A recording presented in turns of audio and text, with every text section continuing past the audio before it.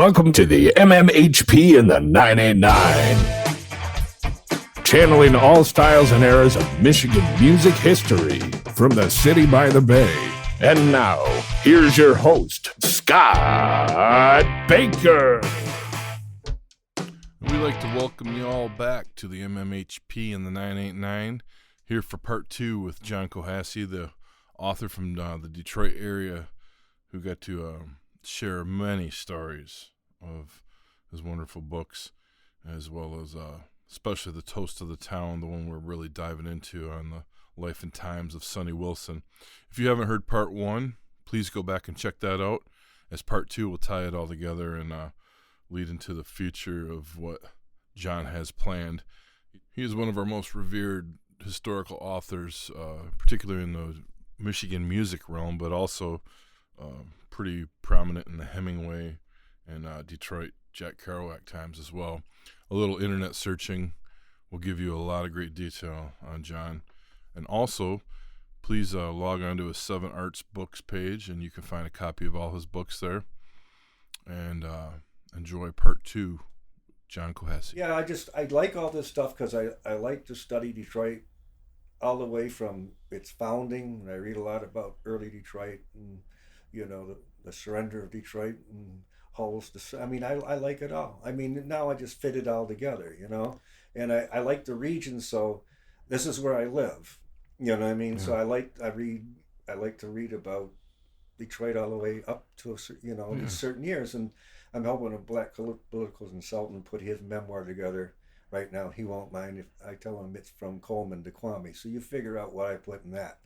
Yeah, because he worked for Coleman. So there's a different era there, but a tough one. But that's what I'm saying is I knew him. He introduced me to Sunnie, this gentleman. So now he's putting it together, and people will hear about it when he gets off his butt and actually gets it into the hands of the publisher, and just kept saying, I want to do this and that with it. So I helped him put it together book-wise. But I write all the time. I like it. You hit on Kerouac too, but you did a book on Hemingway. Yeah. What took you up there? Petoskey way, up that way? Yeah. Tell us a little bit about that. Yeah, I'm on the board of the Michigan Hemingway Society. Oh, yeah? Kind of function as, helping them with research and stuff. Yeah, and my friend is the president. He lives right in downtown Petoskey.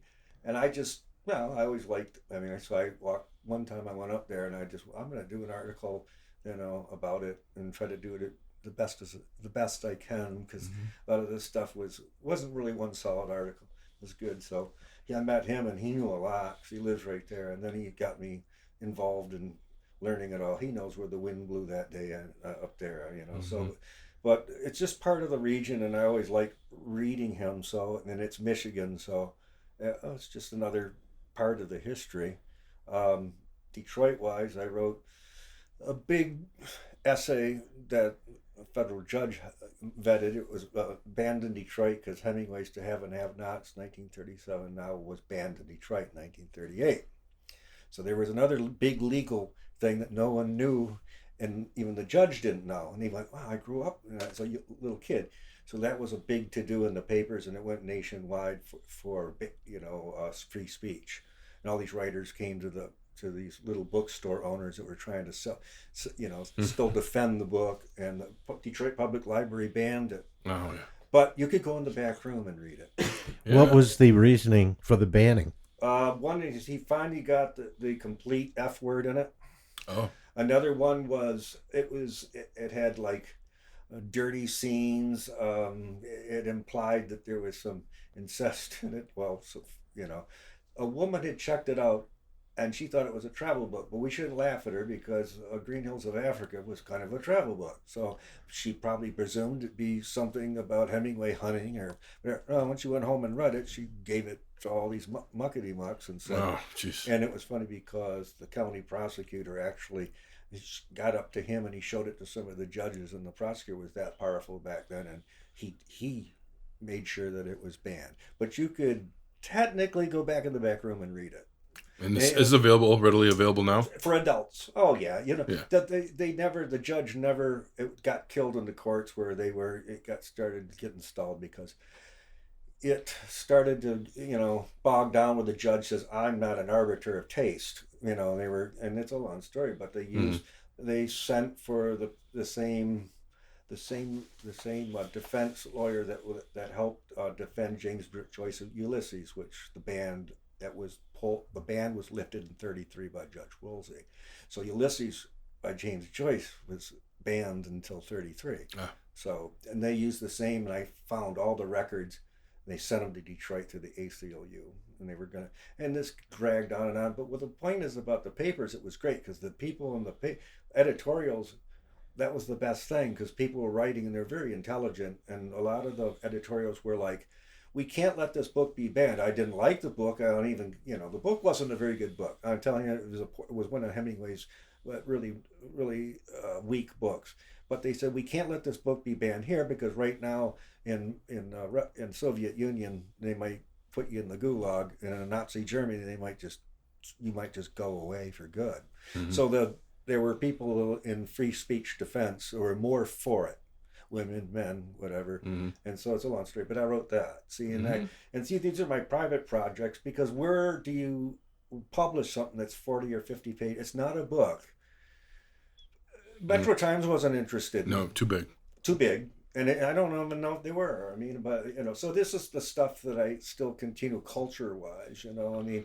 Did you see that PBS thing over the summer on Hemingway? I thought that was pretty interesting. Yeah, I mean. It didn't really tickle though. No, it's all right. Yeah. It's all right. The thing, I didn't learn anything, but I mean. No, that my point is, like, there were some weaknesses in it. And the thing is, when we've been working on it for so long, and I knew people that were in it. I know a couple of people that were interviewed. It's all right. I mean, I'm glad they did it because you need people to get out there and young people to see this stuff. Yeah. I don't need to nitpick over it. It's got to get back in the discussion. It's got to get back in the discussion. You don't want him to be banned or anybody else or banned or just, fading out. But but it's all like that stuff. And then I write my own stuff, and that's the stuff that you do after you've learned all this, and then you are ready to do other things. But is that the radio tower now? Yeah, stuff like that. And I do it because that's what I love, but I think there wasn't a training ground for culture much. The thing is, I did a couple things for Metro Times. They were just cover stuff. I never wrote for the magazine except for a couple I pitched. Gill Research are just biographies. If you wrote for the paper, you had to die. I wrote about the Bluebird for the Detroit News, and I got the insert. They weren't interested in any steady cultural stuff. No. I mean, so I was nowhere to write about books that you like, were Hemingway, Michigan, very much. So I just went on my own and said, forget it, and I'm on my path of self-study. And, so a lot of stuff that I did, you couldn't pitch it anywhere, but it didn't stop me from doing it. But as I read thousands of pages, literally, and then Russians, everything else, and I read everything Hemingway read in the Russians in translation. Huh. Yeah, I did, because I'm writing about what did he read in Paris, right? And I'm reading the same translations he did. Well, that might be madness, but I love it.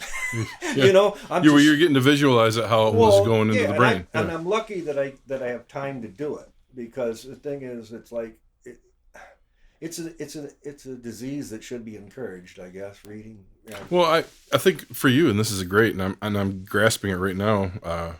You've dug so deep into such unique things that when other stuff comes out, it's kind of more like icing on the cake all the time. It's always like, I've already done there. Already been there, done that. It's nice to see again, but here's the real thing. Not with Fred, though. So that's what I'm saying, is we should get him on it, because when I meet somebody like him, or like Steve Nardella, or people like that were there, and Steve, I played with Lightning Slim, I mean, I have his record, and I know he's buried in the cemetery in my town, but I don't know him, and that's what I'm saying, is when I meet Fred or go to Steve's, and that's how I met Fred, at Steve's. Wow. And you go to Steve's, it's like, wow, he puts on these 78s and records, and he'll look at you and he'll say, who do you think this is? And I only got it once, and when I did, he went, wow. I mean, one time I went, whoa, who is this? And it was Little Richard singing some almost gospel-like blues thing, real deep, man. It was like, wow, I would never have guessed. I mean, stuff like, he comes up with these records that are like, Well, when did you get back into playing guitar? I just play for my own coffee hour when I wake up. Yeah, but you made some. I think I have a. Wasn't there an Artie Wolf Oh yeah, CD or? yeah, I did that. Yeah, I don't know if I. You know, it's one of those things. You went and they cleaned it all up, and that's not the way we sounded rougher live. And you're like going like, I wish it could have been different. You know, and I did I mean, I was studying that. I went from blues and I tried to play rockabilly, and it was just I played like 6 hours a day just to like learn all that. And I was in a 3-piece, which was just incredibly hard to do. And then, you know, so it was like, I learned that stuff, but I learned it like culturally too. And I learned the patterns, and I know I can handle like talking about it, because at least we played it and I studied it, and I met other guys that were doing it, and we shared it, you know. But me, I don't want to play in a bar anymore. I'm done with all that. That was years ago. I'll walk in and maybe sit in if you beg me. But I feel so, you know, it's you can't. I miss it in a certain sense, but not when I write about culture. I don't feel that I did the wrong thing. I mean, it's just you can't do both. And I think I'm a lot better writer than I am player.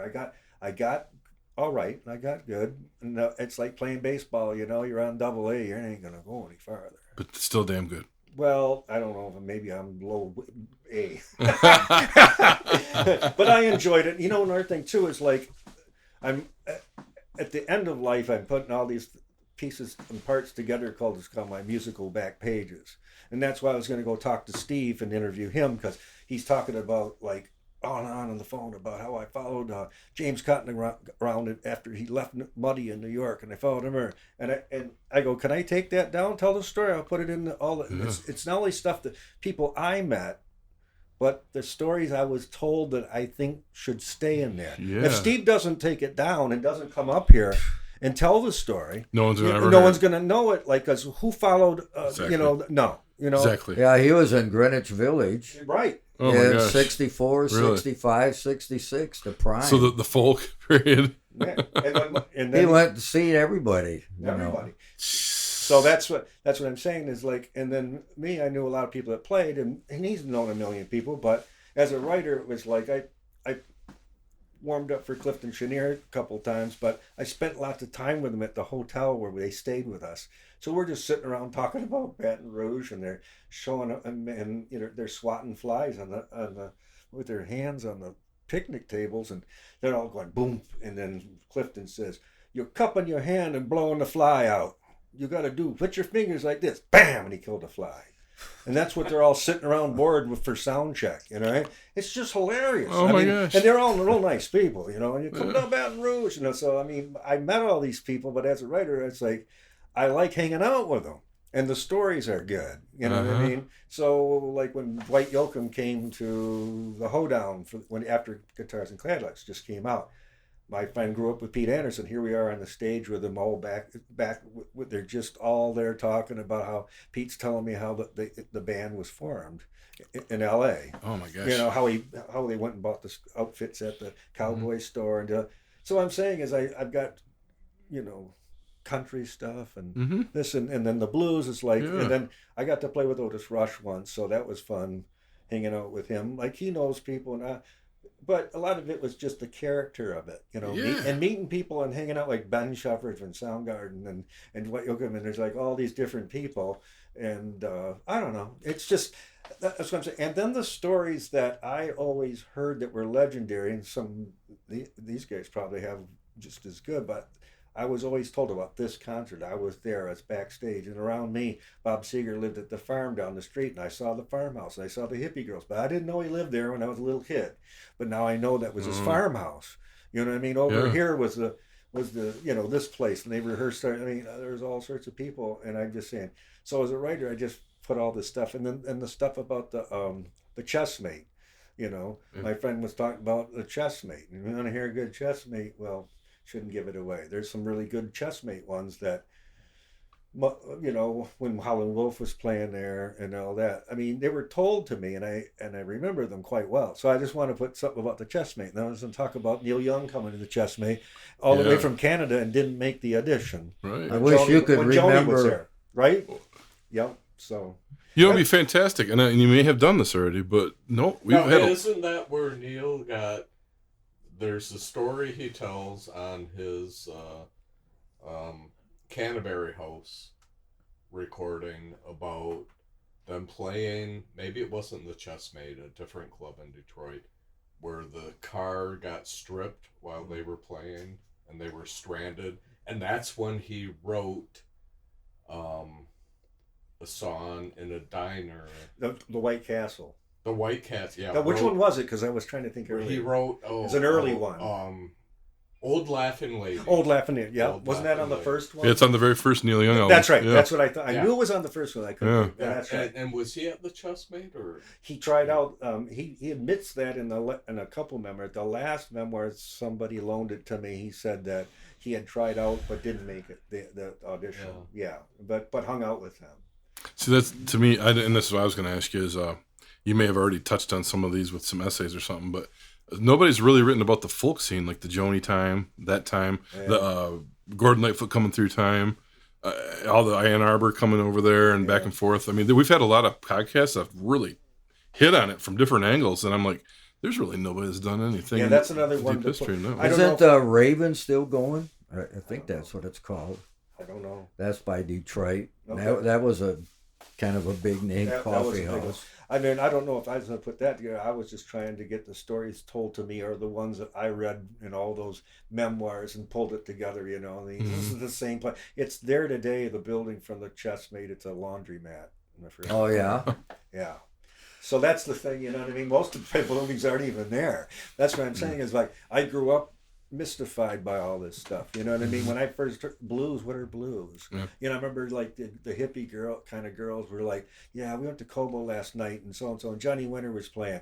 Ooh, that's an interesting Johnny Winter. I'm listening in the kitchen, looking at these teenage, girls or high school, and I'm just a real little, but my ears were open in fourth grade already, and I'm looking at the girls. Well, he played blues, but what do you do to blues after a while? You know, you just kind of, I'm like, blues, Johnny Winter. It's coming. The name's in there, and that's what I'm saying is, so all this stuff has been in my memory, you know what I mean, as a little kid, but I missed live stuff because I was already couldn't go to these shows. I watched the guys come home from Cobo Hall all half smoked out, and I wanted to be there. I wanted to see Jimi Hendrix at Cobo Hall, but I couldn't go. So to me, it's like there's a hunger for it to learn about it too. Yeah, and to get you like the dirty and the raw edges too, because you don't really talk about Motown a whole lot. That works was I like it. I like it a lot. I don't mean that personally, but I just because I had played blues and I learned blues. I listened to Motown all my life and really love it. I did meet some of the guys. I mean, Sunnie Wilson was real good friends with Teddy Harris, and I wrote a little piece on Teddy Harris and Beans Bowls, and Teddy played where they used to when someone would die, the Motown guys would show up at the cemetery and play like almost New Orleans send-off music, and Beans would play a horn, and Teddy played the clarinet. Okay. So it was sad at Sonny's. All there was Beans Bowls and Teddy, and he says we're the only two left. So Sonny's funeral, it was down to those. We used to have 6 or 8 or 10 guys play these funerals, and we're down to 2. So I met them, and they were very nice, and so I mean, it's just where you ended up. The Motown people, there weren't around, except for the side guys. There weren't a lot of whole people around here to meet that I knew, or I would have been there. I didn't come into your conversation. Well, it did. I mean, Sonny knew Maxine Powell, so I wrote an article about her for Contemporary Black Biography. The one that was in the grooming department. And she was very angry when I went to her apartment on the waterfront in Detroit, and she wasn't very friendly. All she complained about is that she got ripped off basically like everybody else. But I kept saying to her, well, Miss Powell, she was Miss Powell. I said, at least you got to meet all these people, and it was probably pretty exciting. She goes, I know, but I didn't get the money. Oh. She was very mad. She was very mad. And then she wouldn't tell me she gave me a hint at her birth and her year date. She goes, well, I was born on this, and you figure it out. So I took it down later. I just put it in the articles. That's all I had, because there was a biography, and I didn't have the birth or the year or the day. And so I later on, I don't know if I got it right, I just found her brochure the other day in the drawer with all this other stuff. And that was fun. That's what I'm saying, is it's like it was, and she showed me all these beautiful photos of her and Marvin Gaye and all, everybody, are in cars, and she's showing them how to get out of the car, the girls to get out of the car with their dress on. Oh. That's what she would do. So she said, right here, what I'm doing, I'm showing whoever it was, Martha or whoever, how to exit the car with their dress and how to do that, And she was cool, but she was very, very, she wasn't pleasant. She felt used in her life, and she was not fun to interview. Probably one of the most,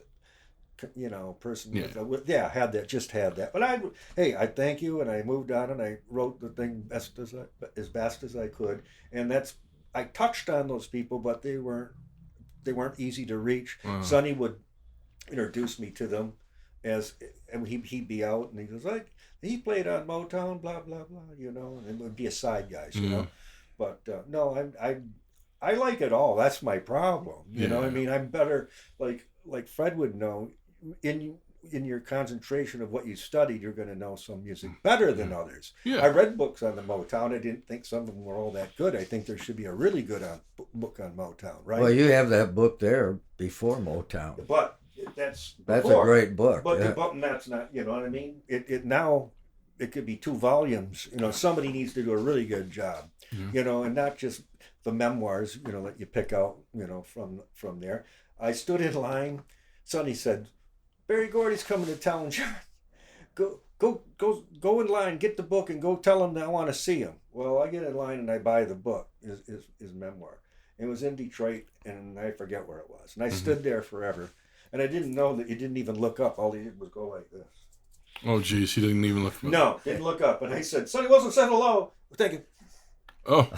and I stood there for hours, and I went, oh, God, this was... what do you say? I go, well, Mr. Wilson, he didn't say anything. I call him Mr. Wilson. I never called him Sunnie. I said, he didn't say much. He was in a hurry. Okay, then.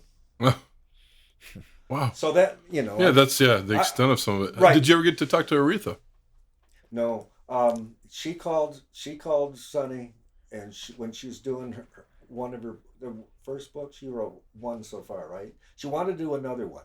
So here we are. We come home. It's Friday, and the answering machine says, Mr. Wilson, this is Aretha Franklin's secretary. She would like you to call. She's working on another book, and she would like you to call her. I'll imitate Sunnie. Well, I said about all I can say about her father. Well, I don't know. No, I don't think I'll have to call her back. No. And some of the stuff they had to say privately did not make my book. And I'm not saying what it is.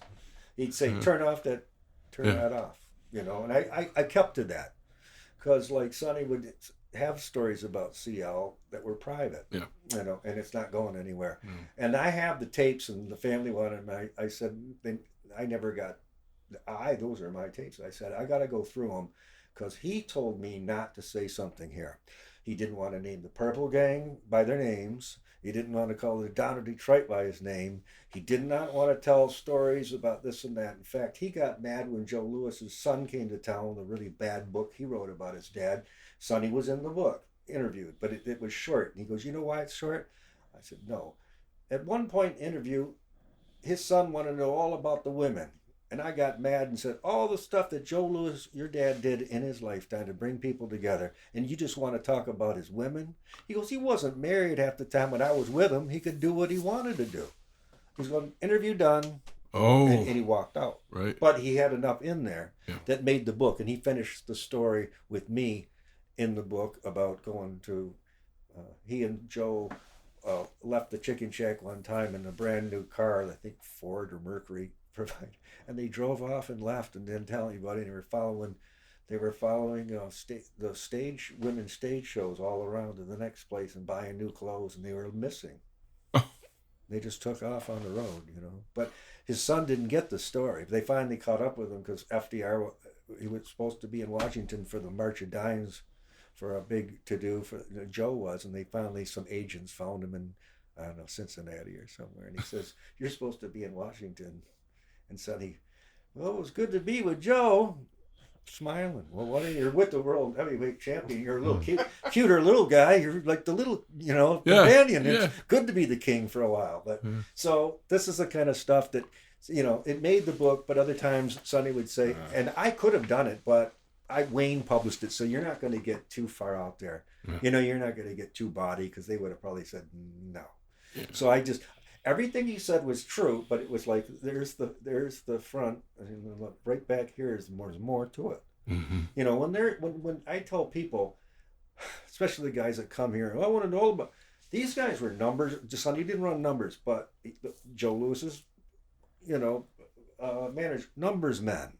They went to prison, later on for it. I said, these are all night people, and they were all like, they had mistresses, and they had this, and they were running numbers, and they were like, in their clubs were, you don't leave letters, memoirs, or whatever in recordings about this. This is the night people. So I said, they don't have any tangible evidence, about how they lived, what I mean? Right. Unless you had, some criminal wanted to write his memoir, I don't know. There was a movie about that the other night. Was the one there was a movie about a gangster wanted the young guy to write his memoir, later in his life. In fact, I can't think right now. But anyway, that's what I'm saying is the paper trail to that. And Sonny would just say, what Sonny would do is, because he knew where to go when anybody came to town, not necessarily his place. He's got a vault in the back of the old amusement park kind of place, was a big like bank vault place, and that's where they went and had their drinks. In the books, there's a picture of Earl Hines sitting in the back.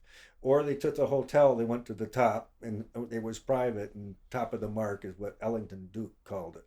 And they would privately drink together. But then Sonny knew where to go.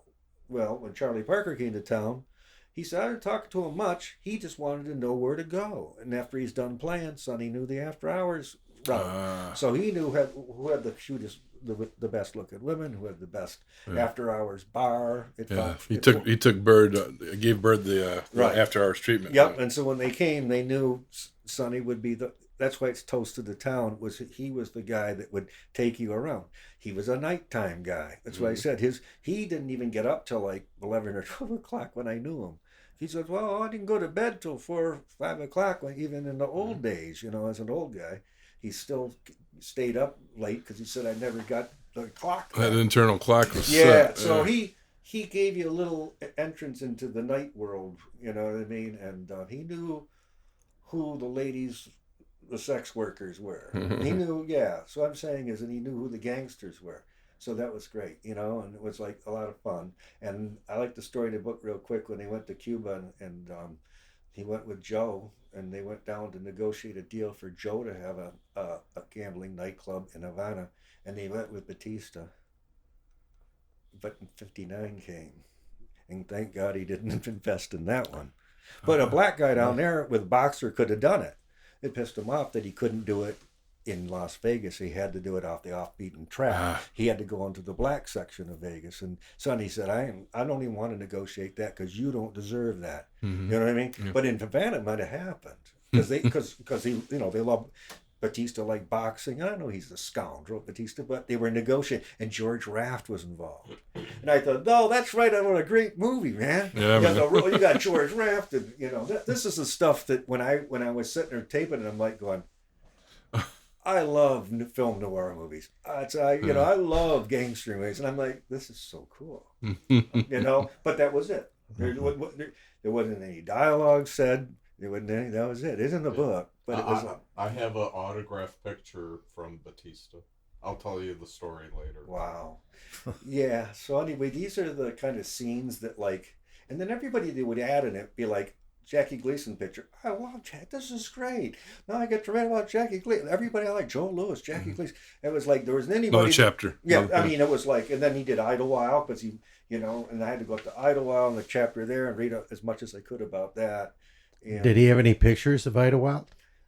A few. He had a golden one. It's not in. It's in the book. I have over 100. Well, Yep. They were given to me by one of the Fiesta dolls. Yeah. Who was Arthur Bragg's. Right. He had those promotional pictures. That's all he had.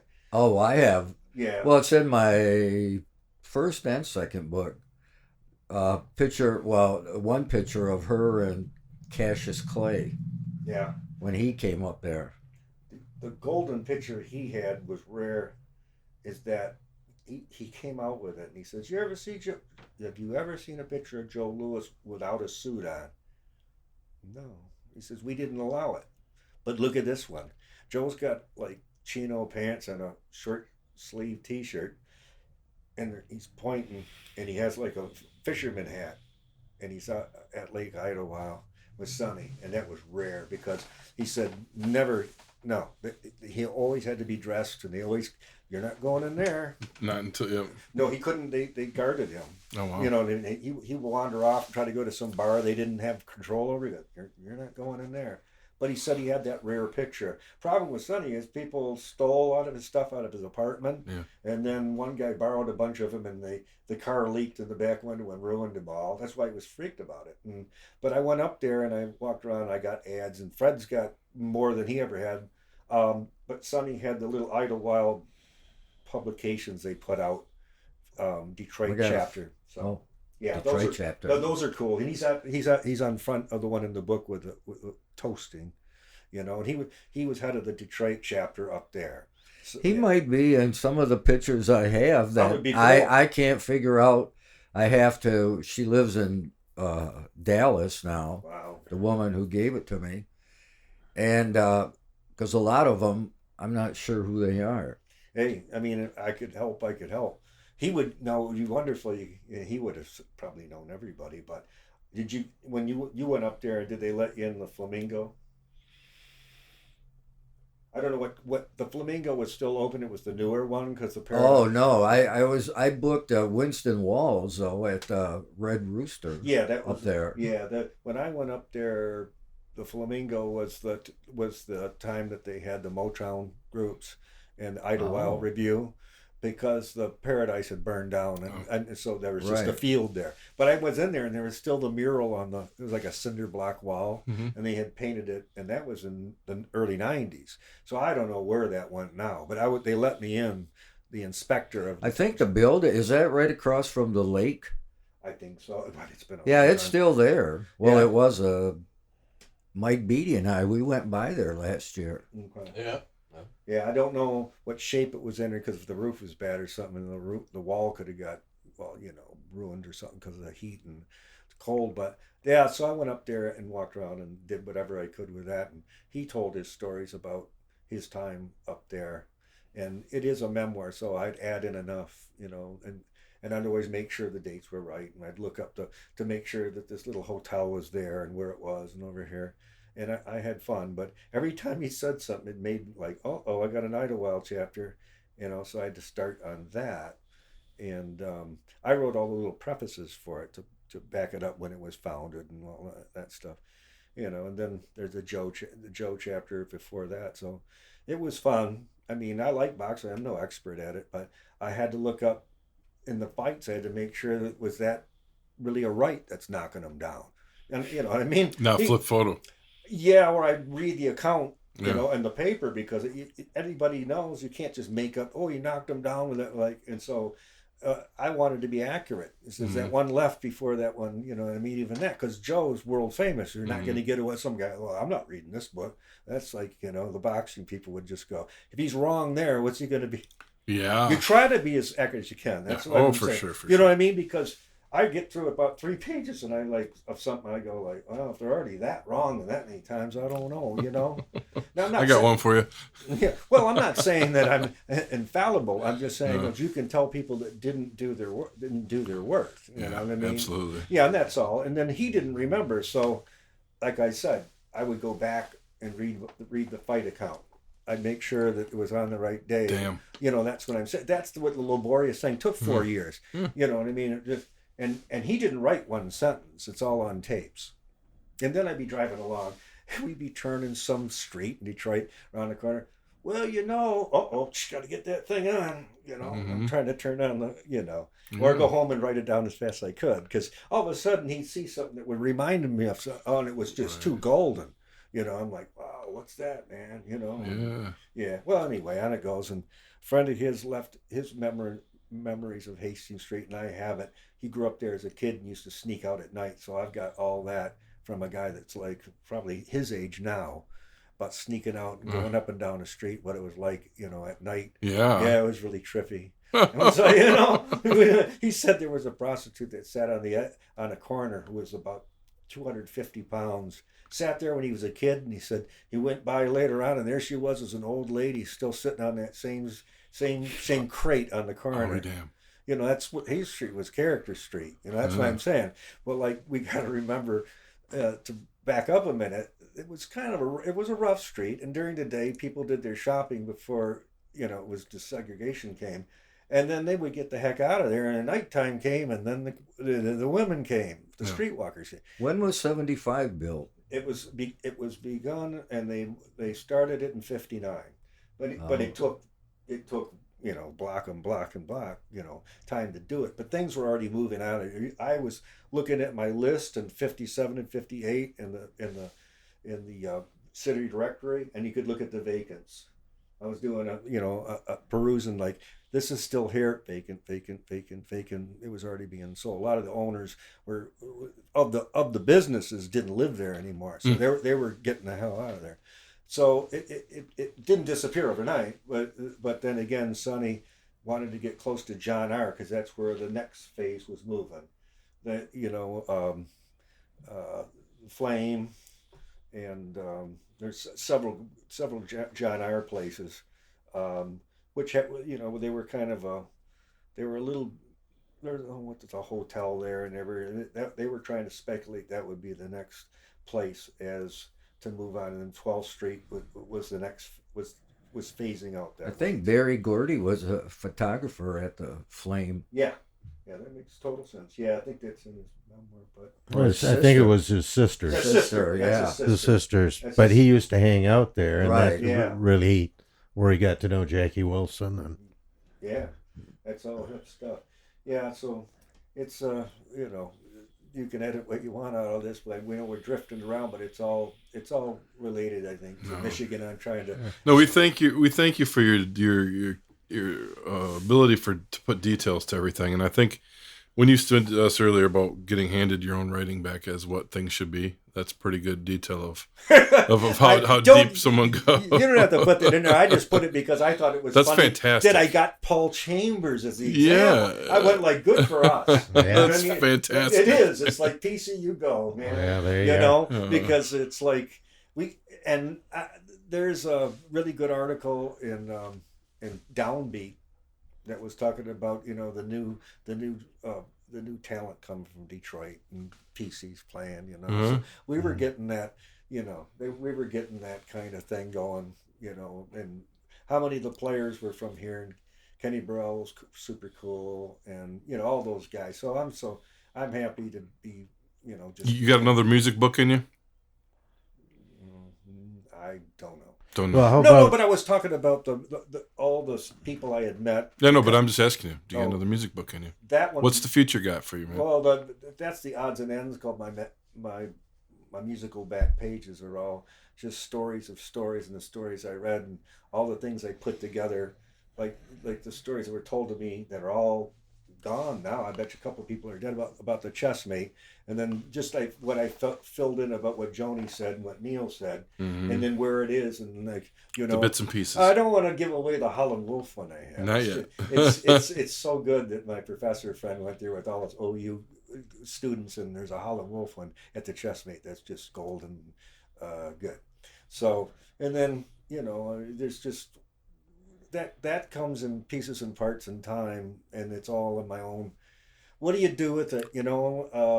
Ultimately, it's something that's like a journal, but throughout life kind of thing. But I think you just have to pick out the most interesting things you can have, and it's still not ending because I get people all the time telling me like, I was at something, really, that guy played there, I didn't know that. You know what I mean, that kind of thing. So You have a website, John?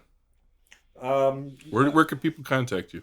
I have Facebook. On Facebook, I have. If they want to read stuff, I've got examples of free articles that you can read on 7artsbooks.com, and it's all one word, 7artsbooks. You go into it, and there's one proud one I like. It's all about the lyrical side of Jimi Hendrix and how Dylan and all those people influenced him, and all the psychedelia and all the comic books and all the weird stuff. Like, and that one's different, you know. I mean, it's like I talked about like his songwriting, not so much the guitar stuff, because like even Gil Evans said when he wanted to do those orchestrated records and the big band stuff of Hendrix, he says, we forgot he wrote some really good songs.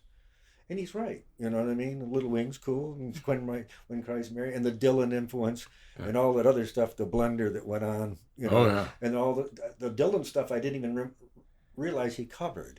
You know, I went back in time and he had a release of "Don't Let Me Crawl Out Your Window." It's like, what's that tune? It was on the radio for a minute, but it's a Dylan tune, you know. And then like, what? And then so it was like him talking about blues and how he liked, you know, all the blues lyrics. So the blender that went on. So that I'm saying is, I didn't publish it anywhere. It's just on there for, what do you do with it? I don't know.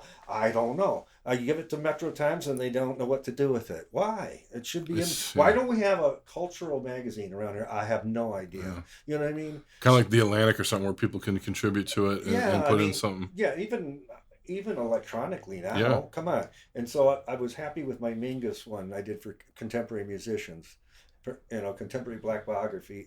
I always gave them longer than I should, so they allow you 200 more words if it was.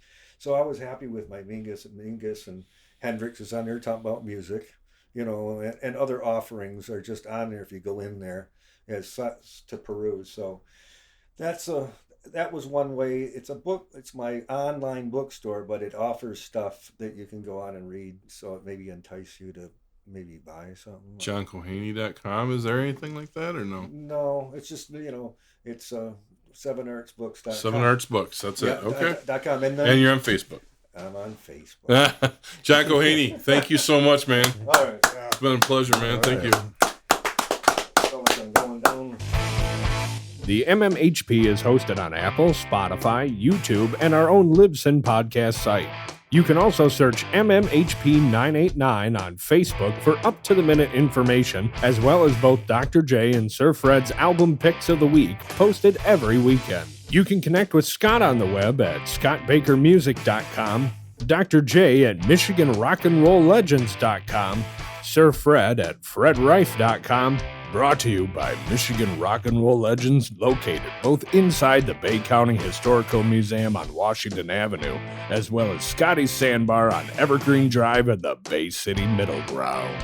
On behalf of the hosts, Gary, Dr. J. Johnson, Sir Fred Rife, archivist and videographer Mike Beatty, and myself, this podcast wouldn't be here without Studio 163's Alan Garcia, the voice of MMHP, Mr. Eddie Switek, all of our guests, and you, the listeners.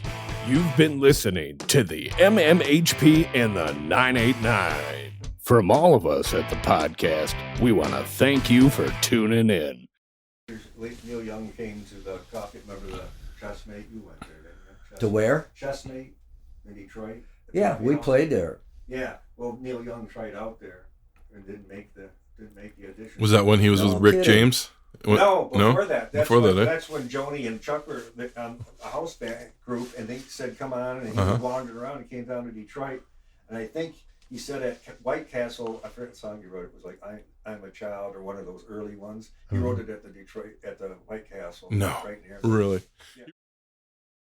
I went through every day that I could find, because he was in it all the time. So when I went through it, I made all these notes that I'd find on Von Battle. So Von Battle was like, his store served as like, a lot of times they use it as like, he would report what was selling best in Detroit from his store, because he was the big black record store at the time. So like in this one it's funny how today it's around 48, 49, 50 is this crowning period with Cooker.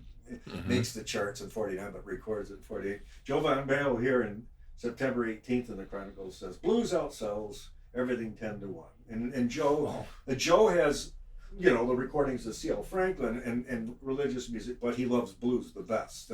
So his hearts are, the average record buyer looks for a tune with, quote, feeling, and more feeling in a record with lyrics, the more lyrics than any instrumental you can name. Blues tells a story. And then he says, at that time, the best-selling records at his store were by, his bestseller is Ivory Joe Hunter. The best women's singer Detroit out of his store was Dinah Washington in 1948. Really? Yeah, in 43, I remember one listed as that it was Nat King Cole, Straighten Up and Fly Right. So he had like the bellwether for what the taste was on that whole East Side area was his record store. So he'd be in the paper a lot. They give him a, and they had pictures of the store a couple times in paper, but when you see the during the riots and all that, I think his store was saved, wasn't it? Yeah, the Hastings Street one, I don't know, but it was more than the 12th Street one, remember? Oh, okay, right. Yeah, right. He moved to 12th Street, and then during the riot, he had to stand out front because he was worried it was going to get burned down when he had moved there in these, the 67 riot. But the 43 one, I don't know how he fared there, but I just found these little blurbs as you look up and down the street. Now, Fred and I were talking about, we both talked to Eddie Burns at length. Now, Eddie's right because everybody says, "Oh, Hastings Street and blues." And well, there were blues, but it was like they were in what they called at that time corner bars or taverns, and it wasn't a blues bar. So it was like they might have washboard, Willie 1 week or something in a weekend, and that was it. You know what I mean? But they didn't have a bar. The jump blues was that we were talking about had solid places at the sportry reads and stuff. They had a floor show, Timo Walker, Big Joe Turner once in a while. But that was the tour stop. Yeah, and that was a bar that had music all the time. Yeah. But the blues guys just like played wherever they could.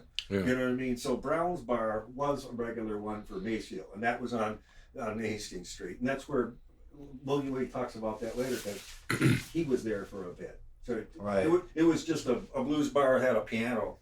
You know what I mean? Yeah. So it was like, but Fred and I were saying, it's not like you walked up and down the street and heard blues coming out it was not a regular fare. You could find it at house parties. You could find it at the streets that ran, east and west, all over the neighborhoods and that. But Hastings Street was more like, small show clubs. And we'll talk about Hastings Street. I mean, it's like at night it was female sex workers dying. John, when you wrote about Kerouac in Detroit, I had no idea that he'd spent any time in Detroit until I looked up that list. But that's not really a book. That's more like a little pamphlet, or because it wasn't enough. I went through everything that he wrote and the scrolls too, and every little essay that he wrote and letter, and I could only come up with this long. It's this long, but I did it very condensed, and I had to read the whole scroll version of it and everything else, and then all the war industry. All he did is read, and then come home, and then he found a bar that's in Grosse Pointe Park. It's on Kercheval. It's called the Rustic Cabins. It's still there.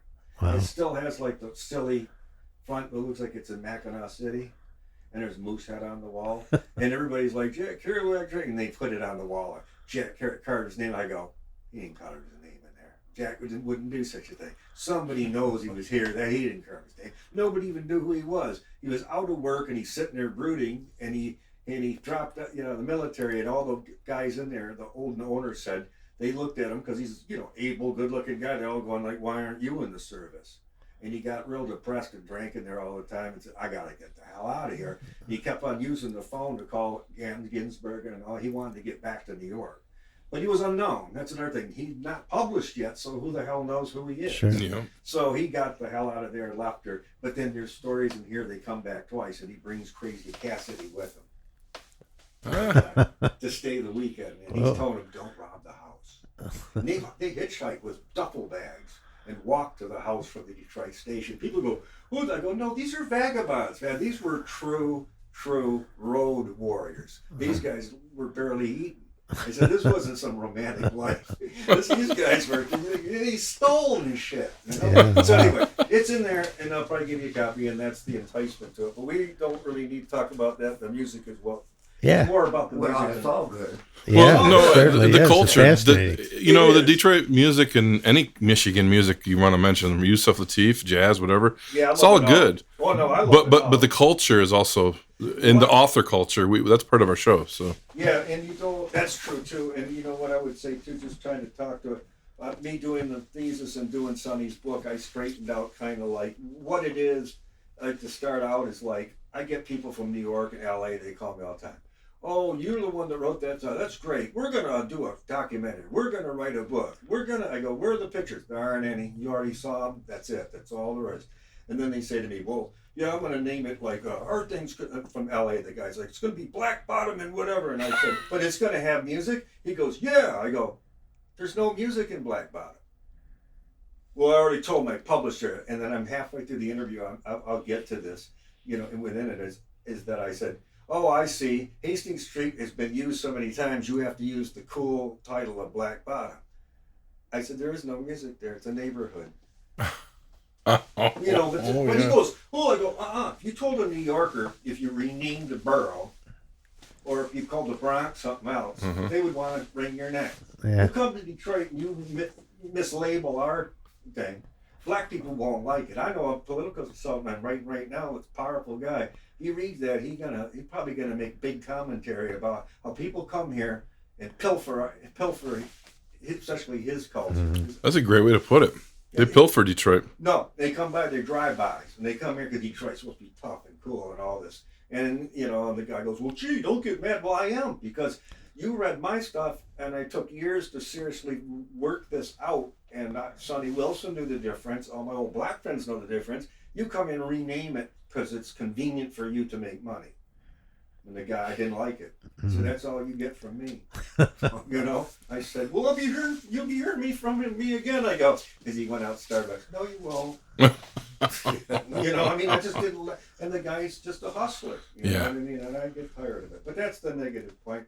So We were in Finland one time, and Lazy Lester was so loaded that I had to go to the radio station and do instead of him. Test. And so I had to tell his story. Oh, no. And then I had to say, hi, this is Fred Reif, manager of Lazy Lester, and when I'm in Helsinki, I listen to whatever it was. And I thought, well, this is stupid. We need that on-air check for our podcast. Oh, yeah. You gotta dig that up. I like old air checks.